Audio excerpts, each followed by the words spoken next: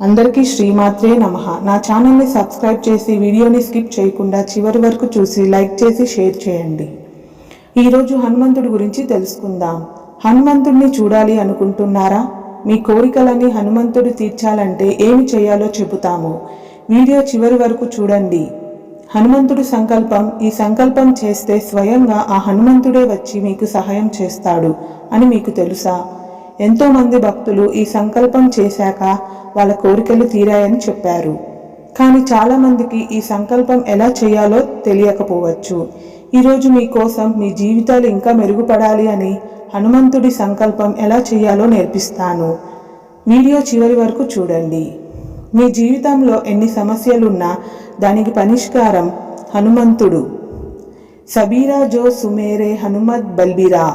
ఈ శ్లోకానికి అర్థం ఏంటంటే, హనుమంతుడి ఆరాధన ఎవరైతే చేస్తారో వాళ్ళ జీవితంలో ఎటువంటి సమస్యలున్నా సాక్షాత్తు హనుమంతుడే వచ్చి వాళ్ళ సమస్యలకు తీరుస్తాడు అని అర్థం. మనం 11 రోజులు చేసే హనుమంతుడి సంకల్పం చాలా శక్తివంతమైనది.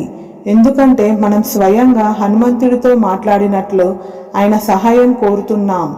ఈ 11 రోజులు చెప్పిన విధంగా పూర్తి చేస్తే మాత్రం మీరు అనుకున్న కోరికలన్నిటికీ 200% మీ కోరికలు తీరుతాయి అని అర్థం. కానీ సంకల్పం పూర్తి చేయడం మీరు అనుకున్నంత సులభమైతే కాదు. ఎందుకంటే హనుమంతుడు స్వయంగా మిమ్మల్ని పరీక్షిస్తాడు. 11 రోజులు అస్సలు మర్చిపోకుండా 11 సార్లు ప్రతిరోజు హనుమాన్ చాలీసా చదవాలి. ఇప్పుడు సంకల్పం ఎలా చేయాలో వివరిస్తాను, వినండి. మొదటిది, కోరిక. మీకు మొదటిగా ఏ కోరిక కావాలో స్పష్టంగా మనసులో ఉండాలి. కానీ మీ మనసులో ఉన్న కోరిక ఇంకో వ్యక్తికి హాని చేసేలా అయితే అస్సలు ఉండకూడదు. వేరే వాళ్ళని హాని చేసే విధంగా కోరిక ఉంటే మీరు హనుమంతుడికి సంకల్పంగా కోరిక కోరినా ఆయన అస్సలు మీ కోరిక తీర్చడు. రెండవది, ఏ రోజు సంకల్పం చేయాలి? సంకల్పం మీరు మంగళవారం రోజుల్లో మొదలు పెట్టాలి. మంగళవారం రోజు మీరు బ్రహ్మ ముహూర్తాన లేవాలి. ఇక్కడ మీకు ఒక డౌట్ వచ్చి ఉంటుంది, అసలు ఈ బ్రహ్మ ముహూర్తం ఎప్పుడు అని చెప్తాను, వినండి. బ్రహ్మ ముహూర్తం ఉదయాన 3:30 మొదలయ్యి 5:30 ముగుస్తుంది. మీరు ఖచ్చితంగా ఈ సమయంలోనే లేవాలి. వేసిన వెంటనే తర్వాత మొదటిగా స్నానం చేయాలి. స్నానం చేశాక శుభ్రమైన బట్టలు వేసుకోవాలి. నిన్న విడిచిన లేదా మొన్న విడిచిన బట్టలు అస్సలు వేసుకోకూడదు. తరువాత ముఖ్యమైనది, మీరు హనుమంతుని ఫోటోను తీసుకోవాలి.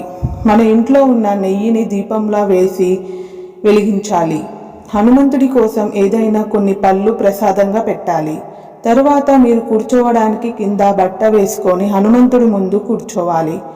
కూర్చొని 11 సార్లు హనుమాన్ చాలీసా చదవాలి. మధ్య మధ్యలో కావాలంటే 1 నిమిషం ఆపి మళ్ళీ ఆపకుండా 11 సార్లు తప్పకుండా హనుమాన్ చాలీసా చదవాలి. మీరు ఎట్టి పరిస్థితిలోనూ కూర్చున్న చోటు నుండి అస్సలు లేవకూడదు. చివరిలో అతి ముఖ్యమైనది, 11 సార్లు చదివిన తరువాత తులసీదాస్ పేరు బదులు మీరు పేరు చెప్పాలి. దేవుడికి పెట్టిన ప్రసాదం మీరు అలాగే ఇంట్లో ఉన్న వారికి పెట్టవచ్చు. ఇలా 11 వారాలు మంగళవారం రోజు 11 సార్లు హనుమాన్ చాలీసా చదవాలి. అలా 11వ వారం పూర్తి చేసిన తర్వాత చివరిలో బజరంగ్ బాన్ చదవాలి. ఎందుకంటే ఇలా హనుమాన్ని సంకల్పంతో పిలిస్తే ఒక మనిషి రూపంలో వచ్చి కోరిక నెరవేరుస్తారని. ఈ సంకల్పం నేను చెప్పినంత సులభమైతే అస్సలు కాదు. ఈ సంకల్పం మొదట పెట్టిన 10 మందిలో 8 మంది చేయలేకపోతారు. ఎందుకంటే ఈ సంకల్పం 11 రోజులు చేసేటప్పుడు చాలా నియమాలు పాటించాలి. అవేంటంటే, మత్తు పానీయములు స్వీకరించకూడదు. స్వచ్ఛమైన ఆహారాన్ని మాత్రమే స్వీకరించాలి. చికెన్, మటన్, చేపలు అస్సలు స్వీకరించకూడదు. శృంగారంలో అస్సలు పాల్గొనకూడదు. కోపం అస్సలు తెచ్చుకోకూడదు. బూతులు మాట్లాడకూడదు. ఆయిల్ ఫుడ్ అస్సలు స్వీకరించకూడదు. ఇవన్నీ మీరు 11 రోజులు తప్పకుండా పాటించాలి. స్వయంగా మీ లోపల ఆ హనుమంతుడు ఉన్నట్లుగా భావించాలి.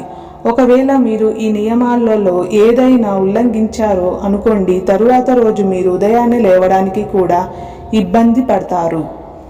మళ్ళీ మీరు ఫస్ట్ నుండి సంకల్పం 11 వారాలు మళ్ళీ మొదలు పెట్టాలి. సంకల్పం చేసేటప్పుడు అంతా హనుమంతుడు మీ మీద ఒక కన్ను వేసుకొని మిమ్మల్ని గమనిస్తూనే ఉంటాడు. ఒకవేళ మీరు కానీ సంకల్పం పూర్తి చేశారనుకోండి, హనుమంతుడు ఎలాగైనా సరే మీరు ఉన్న సమస్యను తెలుసుకొని దాన్ని పరిష్కరిస్తాడు. మీరు హనుమంతుడిని చూడాలి, మీ సమస్యలను పోగొట్టుకోవాలి అనుకుంటే ఈ సంకల్పాన్ని పూర్తి చేయండి. ఈ వీడియో ప్రతి ఒక్క హనుమంతుని భక్తుడికి షేర్ చేయండి. అలాగే మీ హనుమంతుడు అంటే ఇష్టం ఉంటే జై బజరంగబలి అని కామెంట్ చేయండి.